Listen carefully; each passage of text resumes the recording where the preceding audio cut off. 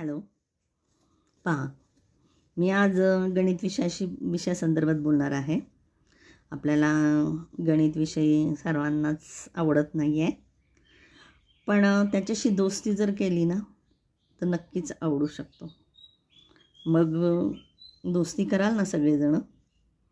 पहा, हे जर मुद्दा जो मी काय ते एक्सप्लेन करणार आहे तो जर आवडला तर लाईक, शेअर आणि सबस्क्राईब पण करा. आणि कमेंटमध्ये पण सांगा की हे योग्य आहे का अयोग्य आहे ते पण कळवा मला. पहा, आता मी तुम्हाला एक गणित हा विषय म्हटलं तर आपल्या रोमरोमात भरलेला आहे तो, आपल्या सर्वांगामध्ये आहे तो. आपल्या शरीरात तुम्ही फक्त फॉर एक्झाम्पल म्हणून बघू शकता, आपल्या शरीरात रक्ताचं प्रमाण किती आहे, त्यात सेलचं प्रमाण किती असतं. पुन्हा पहा, आपली हाडं जी आहेत ती हाडांची संख्या किती असते. म्हणजे ती संख्या आली, मेजरमेंट आलं, आकार आला.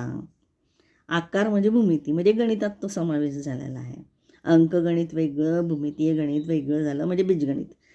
पहा, तर बीजगणित वेगळं, भूमिती वेगळं.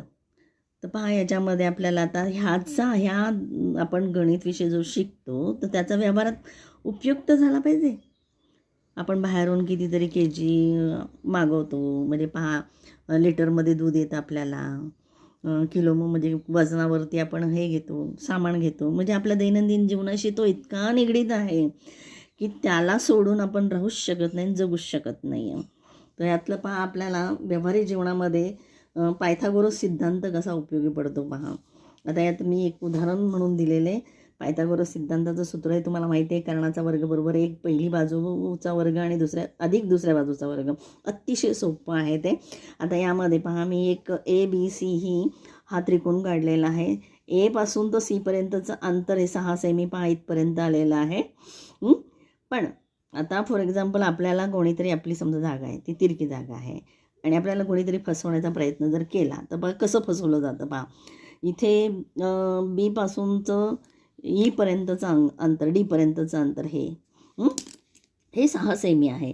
जर आपल्या ह्याच्या दोघांमधले पहा, इथे जर आपली तिरकी जागा म्हणून जर 6 सेमी इथपर्यंत आली तर त्या व्यक्तीने, समजा सपोज एखाद्या व्यक्तीने आपल्याला सांगितलं ही जागा माझी सरळमध्ये आहे, तर पहा सरळ म्हटलं की किती येते आहे ही, म्हणजे पुढं जाते ह्या आपल्या रेषेपासून पुढे. म्हणजे जर आपली जागा ह्या बाजूला असेल तर आपल्या जागेमध्ये तो किती आतमध्ये शिरू शकतो.